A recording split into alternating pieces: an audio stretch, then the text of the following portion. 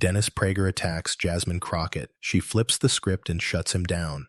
What happens when a legendary conservative voice walks into a national debate bent on schooling the next generation, only to have every word, every boast, and every carefully crafted argument turned right back at him, live, before millions?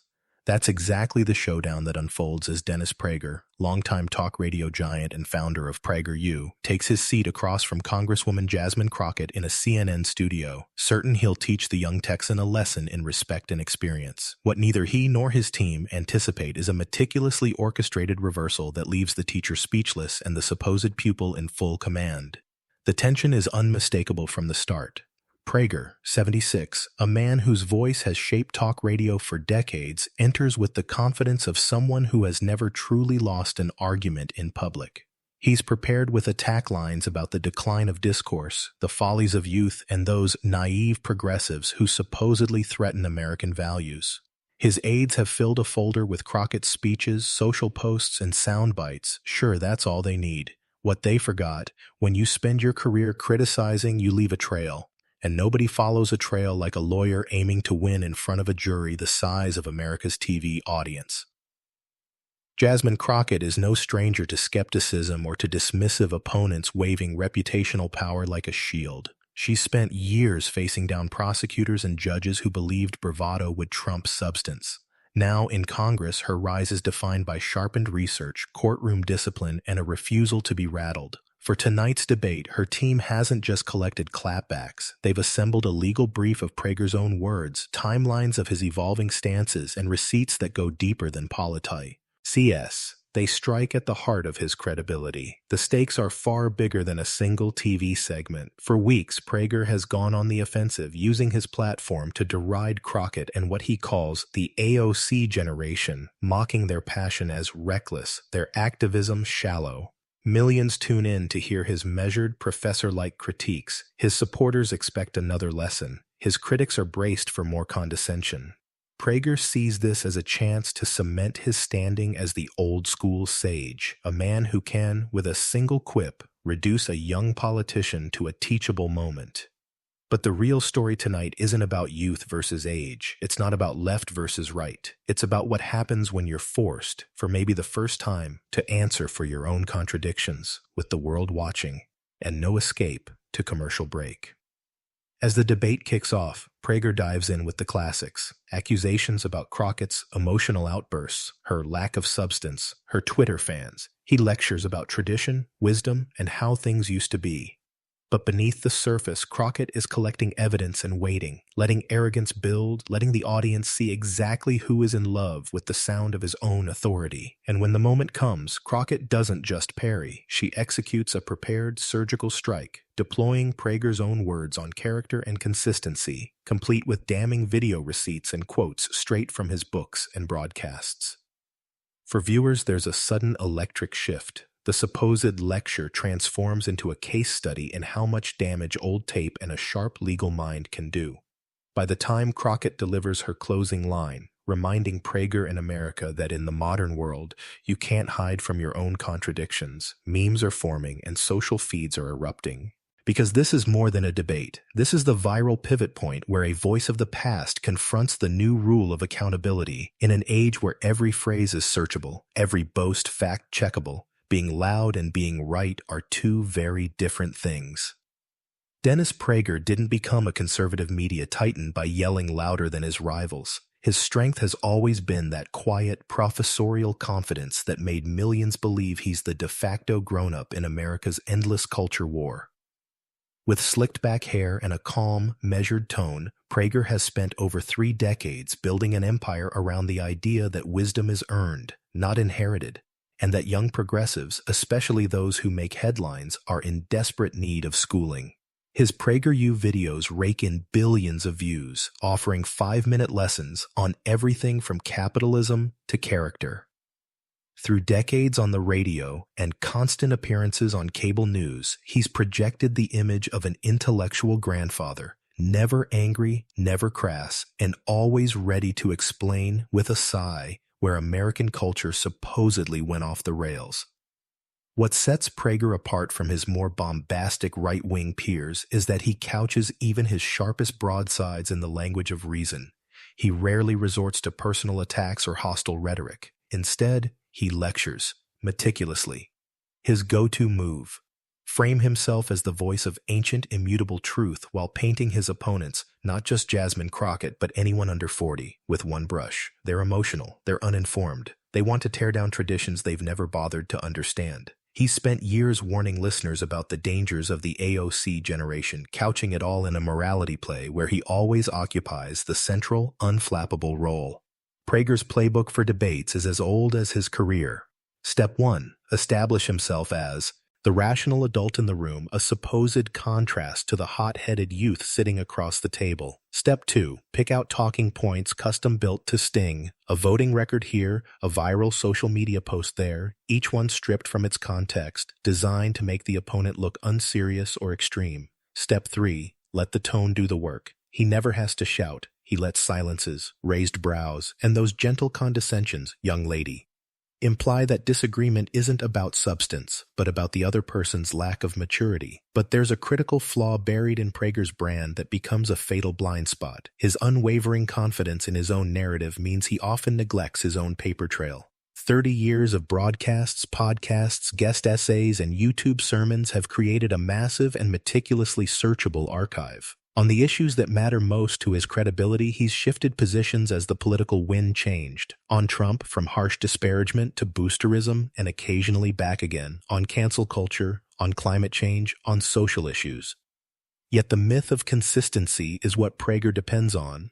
He frames himself as a rock in the storm, insisting that only unstable or unethical people change their minds. In other words, his own past is both his greatest asset and his greatest liability. What Prager hadn't counted on in preparing for this showdown was that his brand, a fortress built on decades of one-way lectures, could be breached by the very receipts he left in public. His team prepped only for offense, not defense, assuming Crockett would try to pull an emotional appeal or fall into the trap of defending her voting record in the weeds. They didn't account for the possibility that someone who'd spent a career proving preparation beats bravado would treat the debate like a deposition, letting the opponent talk, taking notes, and thus, in dropping contradictory quotes straight from the archives. As he walked onto the CNN set, Prager expected another easy win. A wry smile, some familiar zingers, and a reminder to the world that, in his version of America, only the wise are qualified to lead. Little did he know the rules of the game had changed, and his old scripts were about to become evidence against him. If Dennis Prager's greatest mistake was assuming Jasmine Crockett would walk into a war of words unarmed, it's because he, and much of political media, underestimate what it really means to face a trial lawyer on live TV. Crockett doesn't debate for theater. She cross-examines. Born in Dallas and hardened by years as a civil rights attorney, Crockett knows that the best way to win is not by shouting your opponent down, but by letting them talk, calmly collecting every inconsistency, every slip, every contradiction. For her, a televised showdown isn't a place to score points. It's an opportunity to set a precedent, one where receipts, not reputations, decide who wins. Crockett's strategy begins with silence. She watches, listens. While Prager uses his opening remarks to paint her as just another passionate but misguided newcomer, she's not reacting, she's recording. When he goes for her voting record, she responds with a question or a note on her legal pad, never letting arrogance ruffle her, never letting an insult goad her into a defensive spiral. This is courtroom discipline, not cable news bravado. Patience is her secret weapon. Let Prager air out his entire arsenal, growing more confident as he reiterates those familiar tropes about emotional politics and the wisdom gap. The more he talks, the bigger the trail he leaves. What Prager's team failed to anticipate was how deep Crockett's research would go. While many politicians would prep only their own resumes and response talking points, Crockett and her staff built a full Prager file. This wasn't just a collection of his viral soundbites or hot takes. Instead, it was a timeline, a web of his books, columns, radio transcripts, video clips, and social posts, meticulously cross-referenced. Her team spent late nights cross-checking his positions over decades, flagging instances where his philosophy bent depending on the political winds. His condemnation of Trump in 2016, his recanting the following year, his 2020 defense of moral consistency, contrasted with earlier attacks on flip-flopping. Where Prager weaponized tradition, Crockett weaponized the public record. Crockett's preparation isn't just a matter of research, it's psychological too. She expects the dismissive young lady and emotional refrains. She turns them into traps. Every time Prager tries to diminish her by age or gender, she lets the condescension hang in the air just long enough for viewers and even sympathetic audience members to notice. Each time he doubles down, she files away another piece of evidence, letting the gap between his self-proclaimed civility and his dismissiveness widen. For viewers, it's a live demonstration of how the real battle isn't just over policy, but over respect and credibility itself. And then there's Crockett's legal training, which makes her uniquely dangerous in a debate format. She knows when and how to introduce evidence, not just to smack down an argument, but to narrate a story. When the time comes, she orchestrates her counter, calmly laying out Prager's own words and letting the footage speak for itself. She doesn't grandstand. She lets Prager respond, makes no effort to talk over him, allowing the silence to do what no amount of yelling ever could. Crockett's preparation isn't just a matter of research, it's psychological too.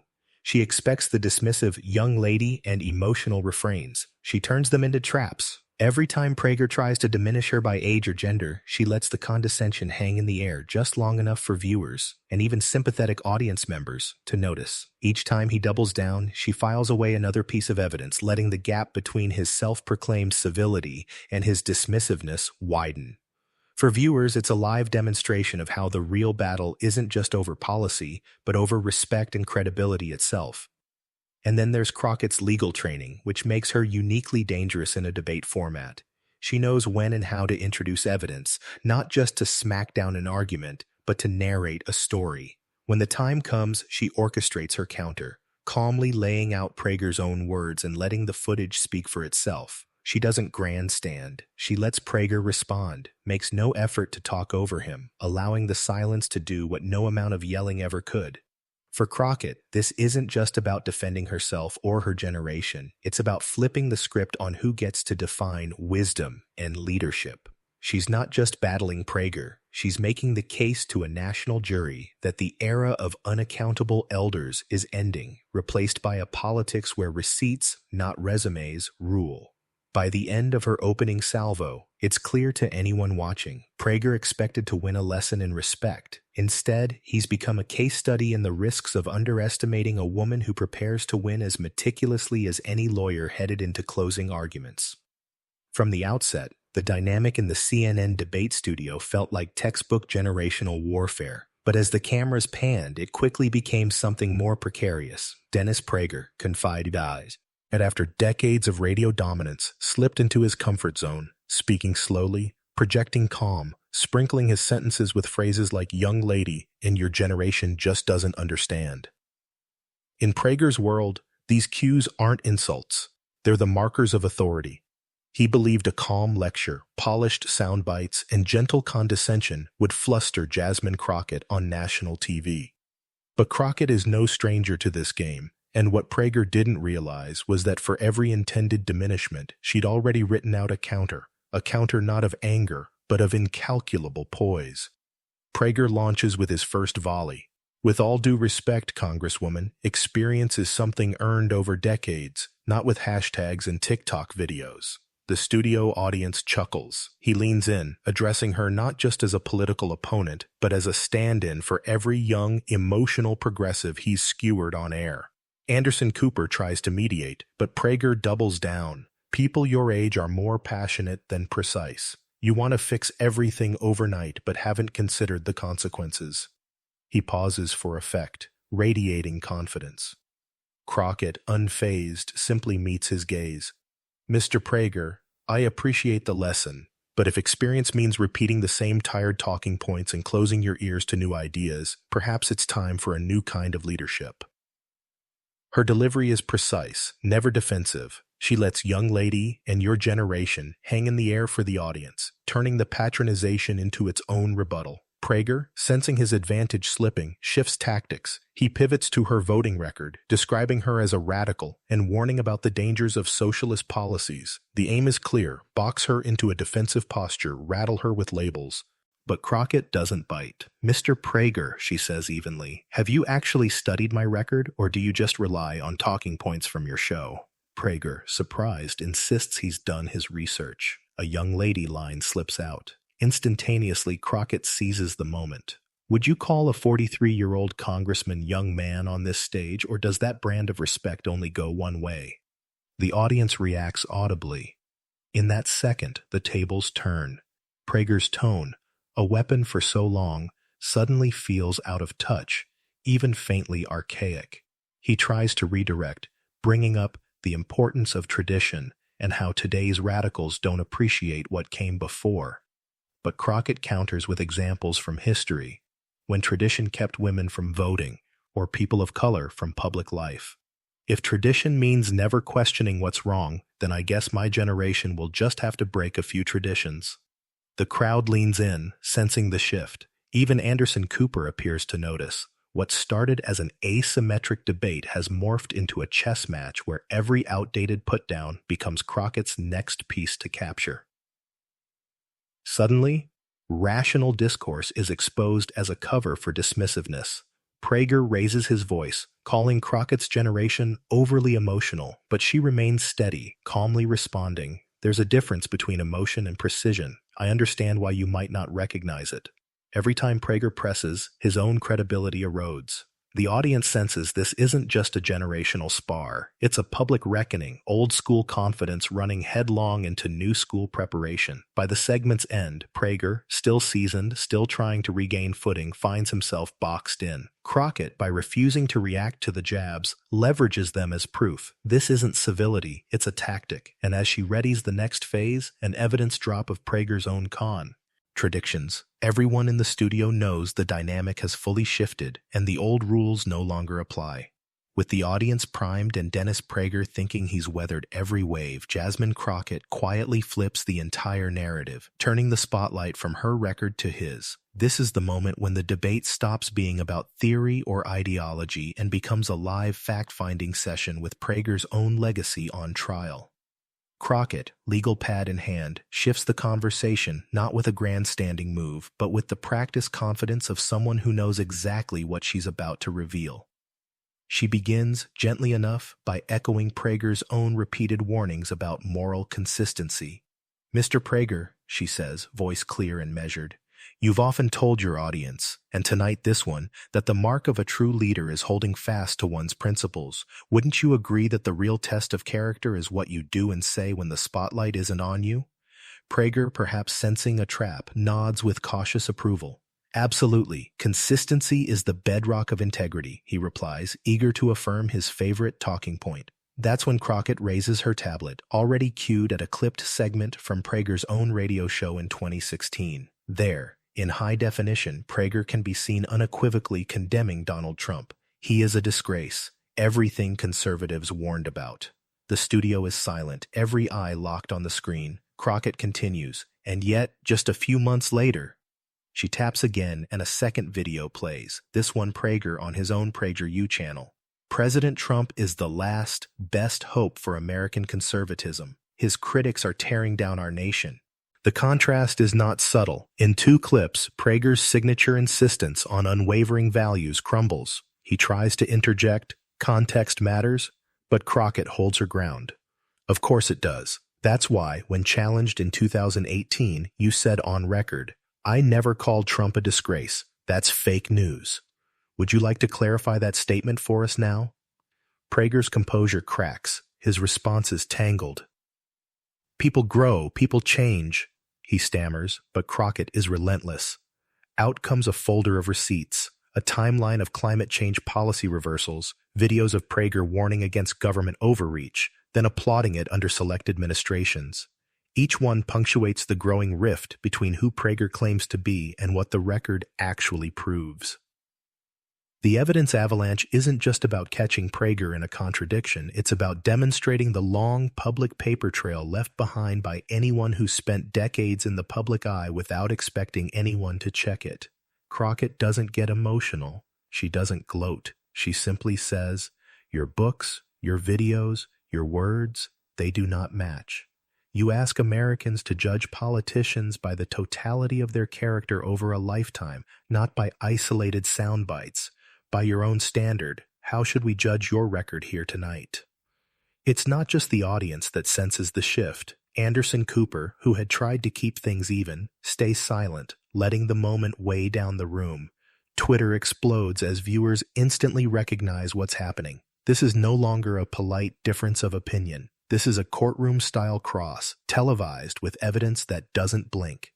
Prager tries to backpedal, but each defense falls flat, especially with Crockett reading direct quotes, never snippets, but full paragraphs or extended segments that make Prager's denials impossible to sustain. Would you suggest, Mr. Prager, that if a politician contradicted themselves in this way, they should be held accountable? Or are there different rules for radio hosts? The question is surgical, closing off any rhetorical escape.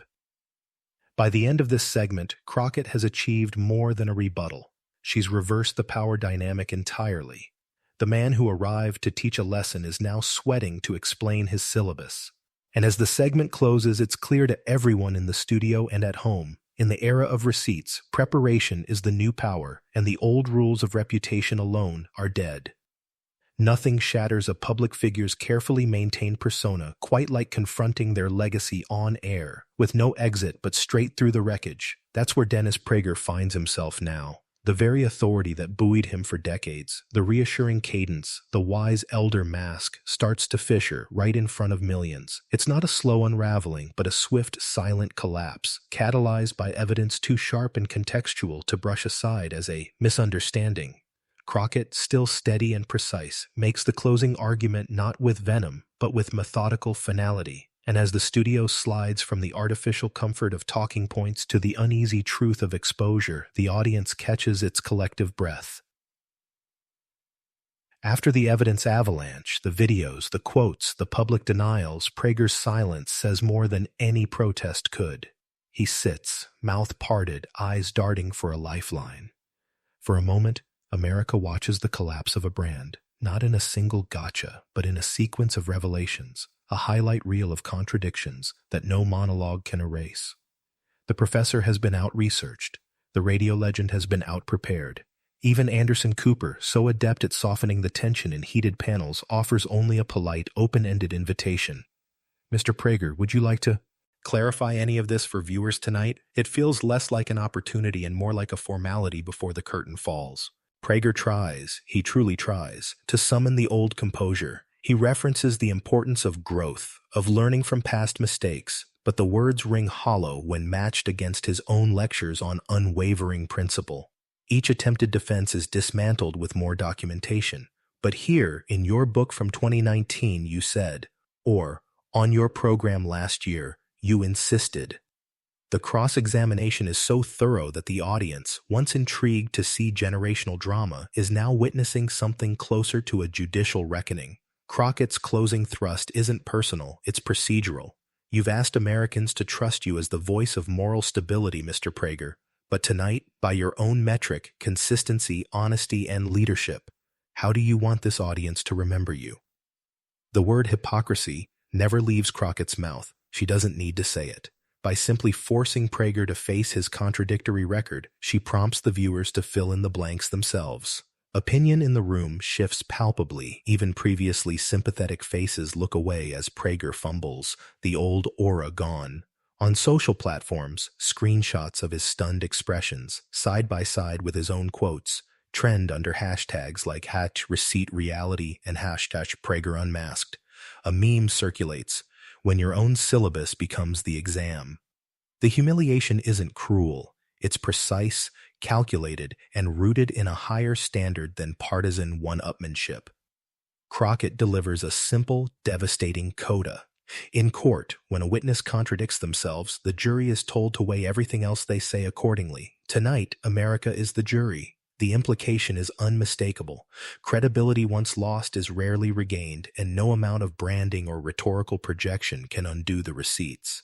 And there it ends, not with Crockett raising her voice or claiming victory, but with Prager's silence echoing through. the studio, broken only by scattered applause and the flurry of online reactions making history in real time. But this isn't just the end of a debate, it's a watershed moment where the old playbook of reputation and routine collapses under the weight of transparency, and a new standard for public discourse, built on research and reality, steps into the spotlight. As the broadcast fades to black, the fallout from Dennis Prager's stunning public unraveling emerges with a momentum all its own, swift, viral, and relentless. Viewers don't need to wait for the morning headlines. Within minutes, the most damning clips, the contradiction-laced video receipts, the moment Prager sits speechless as Crockett calmly eviscerates decades of pretense, launch into social media orbit. On TikTok, succinct edits with the caption, "When the receipts are louder than the lecture," rack up millions of views overnight. Twitter becomes a digital amphitheater, as hashtags like #PragerUnraveled and #LegalEagle trend side by side, fueled by animated GIFs of Prager's stuttering non-responses and Crockett's measured, lawyerly poise. Political commentators flood YouTube with instant reaction panels. Right-wing outlets struggle to spin damage control, some blaming an ambush, others arguing Prager was taken out of context. Yet full-length debate replays make it clear. The collapse was real and undeniably public. Mainstream and independent analysts call it a generational turning point, with one panelist noting, "This is what happens when decades of radio supremacy meet a year of intense evidence-based prep." On Reddit's "Our Politics" and "Our Conservative," the contrast is stark. While Prager loyalists grasp at claims of bias or selective editing, others admit he looked unprepared, outmaneuvered, and, most damningly, hypocritical. For Crockett, the payoff is immediate and far-reaching. Her social profiles explode with followers. Clips of her "America is the jury now" line become rallying cries for young progressives and a primer for anyone facing down condescension in any field. Trending podcasts break down the moment, inviting legal experts to praise the elegance of her method. Even seasoned pundits who rarely embrace viral politics admit, it wasn't just a win, it was a reshaping of debate expectations in a digital age. Memes swirl with Crockett wearing animated judges' robes, remixed to the sound of gavels banging and crowds cheering. Meanwhile, legacy media chimes in. The New York Times op-ed column describes it as "the night moralizing met its match in the era of the digital archive." The Washington Post's analysis highlights how Crockett's evidence-first tactics may now pressure other public figures, especially those with long broadcast histories, to shore up their own digital contradictions. Prager, usually quick to respond online, posts a brief, awkward statement about context and respectful disagreement, but notably doesn't challenge the authenticity of a single clip. Colleagues and rivals weigh in. House progressives cheer publicly. Even some moderate Republicans quietly text journalists that Prager's old-school strategy was finally exposed. In late-night comic monologues, fake game shows ask, "Is this something Prager said? Yes or both?" The humiliation is compounded when Prager's own Twitter account attempts a thread quoting his greatest hits, only to be mocked with time-stamped contradictions and receipts sourced in real time by digitally savvy users. The lasting impact is deeper than a single debate. Staffers for upcoming political guests rush to audit their own on-record statements, fearing the new Crockett effect. Suddenly, research, archiving, and fact-checking become the hottest commodities in debate prep. Cable producers pitch new segments, the record versus the rhetoric, inspired by what just transpired on air. And in the cultural debate, the rules have changed. Crockett doesn't gloat. Her closing posts direct renewed attention to the issues, not the spectacle. But for Prager, it's an open question.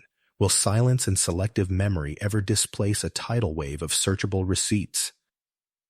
In the end, the verdict is as clear as the video. Preparation beats performance. Consistency is king, and for every would-be moral leader, the age of accountability, fueled by transparency, receipts, and a deeply invested audience, has truly arrived. A single night, one debate, and decades of presumed invincibility collapse beneath the weight of undeniable receipts. What unfolded as Dennis Prager met Jasmine Crockett on national television wasn't just a generational standoff. It became a referendum on what credibility means in the era of searchable archives and social accountability. Here was the voice of American conservative reason, brought low not through yelling, but by the careful, relentless presentation of his own shifting stances, A methodical cross-examination by a congresswoman who understood that preparation, not posturing, wins the room. The result was more than personal humiliation for Prager. Viewers witnessed the unraveling of a carefully cultivated brand, one built on the idea that steady tone and elder wisdom could outlast any challenge. Prager's signature strategies, calling youthful critics emotional, insisting only his generation knew true principle, and downplaying the legitimacy of new voices, fell apart when confronted not by anger, but by a factual ledger of his own contradictions. With every video and quote, Crockett exposed the gap between the values Prager espoused and the positions he'd abandoned, between his admonitions for consistency and the evidence of convenience behind his shifting allegiances. But the heart of the story isn't just about one man's undoing. It's about the new standards suddenly on display. Crockett's performance didn't rely on clever one-liners or personal attacks. Instead, it was the discipline of thorough research, emotional control, and respect for the public record, the things debate prep teams now scramble to imitate. In a landscape ever more swamped by viral outrage and impromptu hot takes, she showed that the slow, steady accumulation of evidence and the courage to confront power with facts, not fury, is a strategy that disarms even the smoothest operators. Social media's reaction transformed the event from a mere television moment to a touchstone. Memes and hashtags didn't just celebrate Prager's stumbles, they marked a cultural realignment. Young viewers and seasoned commentators alike took notice. Gone are the days when seasoned reputations alone carry the day. Now, the digital audience expects receipts, and the new gold standard is not reputation, but reality confirmed by undeniable proof. What does this mean for the next generation of public conversation? It's simple but seismic. Preparation beats performance. The old routines, relying on age, authority, or the erasure of one's own past, have been shattered. Anyone stepping onto a stage, whether in politics, media, or even business, does so as the sum total of every on-record statement, every public pivot. Crockett's demolition job is a warning for those still trying to coast on legacy. In this new era, the facts are never far away, and there's always someone ready to bring them to the table. But the lesson isn't just practical, it's a call to rethink who we trust and why. Do we want leaders who rely on old-school gravitas, or those who come armed with the truth, even if it's uncomfortable? Will the future belong to those who can talk their way out of any contradiction, or to those who invite the hardest questions and keep their record spotless? Let us know what you think. If you believe preparation should matter more than performance, and if you want more myth-busting, fact-driven showdowns, hit like and subscribe. Share your own stories of accountability or evasion in the comments. Because in a world where everything is recordable, searchable, and shareable, the real victors are those who respect their audience enough to always show their work.